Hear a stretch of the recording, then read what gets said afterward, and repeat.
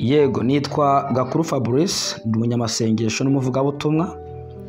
Ngiye kubabwira ibintu bitanu byonyine by'ingenzi, ariko si nabyo byonyine ahubwo aba ari byinshi cyane. Kamabwira iby'ingenzi byafasha umuntu gukomeza umubano we n'Imana, ariko binyuze mu masengesho, kugira ngo umubano wawe n'Imana urusheho gukomera binyuze mu masengesho. Icya mbere ni ugusenga ubudahwema. Urwandiko rwa mbere rwa Tesalonike 5:17 niho byanditse ngo dusenge ubudasiba. Gusenga rero ni ugusabana n'Imana. Buri gihe iyo umuntu asenze akajyana umubano n'Imana binyuze mu masengesho, bidashingiye ku byifuzo bye cyangwa se ibibazo afite, ahubwo ari ubuzima bwa buri munsi. Mbega ni nko guhora uvugana n'inshuti yawe buri munsi, kuri telefone, kuri WhatsApp n'umukunzi wawe. Gusenga ubudahwema rero nabyo bikomeza umubano hagati y'umukristo cyangwa se y'umuntu n'Imana. Kanda like ndetse na subscribe kugira ngo ujye natwe umunsi ku munsi. Icya kabiri ni ugusenga mu izina rya Yesu. Ubutumwa bwiza bwa Yohana 14 twagiye tubibona amagambo avuga ngo icyo tuzasaba data cyose mu izina rya Yesu Kristo, ngo Yesu azagikora kugira ngo data yubahirizwe mu mwana we. Gusenga rero mu izina rya Yesu nibyo biduha uburyo bwo kwegerana n'Imana, kuko Yesu niwe nzira n'ukuri n'ubugingo. Nawe ujya kwa data atamujyanye. Bimwe mu bizatuma umubano wawe ukomera binyuze mu masengesho hamwe n'Imana no gusenga mu izina rya Yesu Kristo nabyo birimo.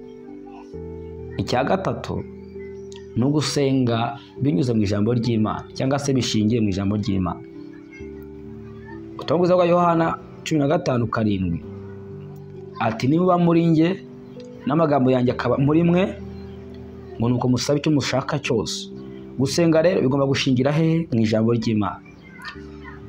Tugasoma ijambo ry'Imana, tukiga Bibiliya, tukareba ibyo Imana ishaka, tukareba imikorere y'Imana, tukareba ibyifuzo by'abantu batubanjirije. Ibyo bizatuma umubano wacu hagati yacu n'Imana nabo uba biga, ukomeza. Icya gatatu ni gusengera mu ijambo ry'Imana.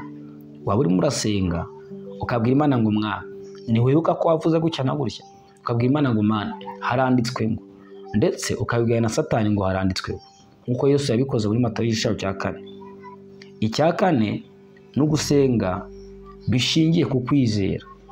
Umuntu udafite kwizera rwose ntabwo yanezeza Imana. Muri Mariko 11:24 ngo ndababwira yuko ibyo musenga cyangwa se musaba mwizeye mudashidikanya, amagambo no tuyasanga yuko mubihawe, ibyo bintu muzabibona. Imana rero ikunda umuntu usenga amasengesho yizeye, kandi Imana ikunda no gusubiza amasengesho y'abantu bizera. Apana gusenga uvuga ngo uri kwigerageza ngo ureke ko yagusubiza. Amasengesho ntakwiye kubaho ngo reka nsenga ndebe ko Imana izansubiza. Ahubwo abantu bizeye Imana mu mitima yabo, yuko ibyo barimo barasaba bagomba kubihabwa. Aho ngabo no doubt babona iby'Imana basabaga Imana. Icya gatanu aricyo cya nyuma nabateguriye, nubwo aba ari byinshi cyane, gusenga bifatanyije no gushima Imana nabyo bikomeza umubano hagati y'umuntu n'Imana. Gusenga unashima Imana. Abafilipi 4:6 nimugire icyo mwiganyira, ahubwo byose mubisabane n'Imana. Ntihagire ikintu mwiganyira, ahubwo ibyo mushaka byose mubisabe Imana, mubisengere, mubyinginge. Bivuga iki?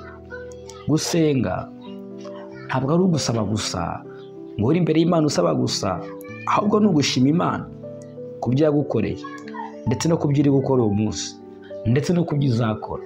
Ntihazagire ikintu na kimwe twiganyira. Abafilipi 4:6 ahubwo mu byo dushaka byose tubisabe Imana, tubyingingira.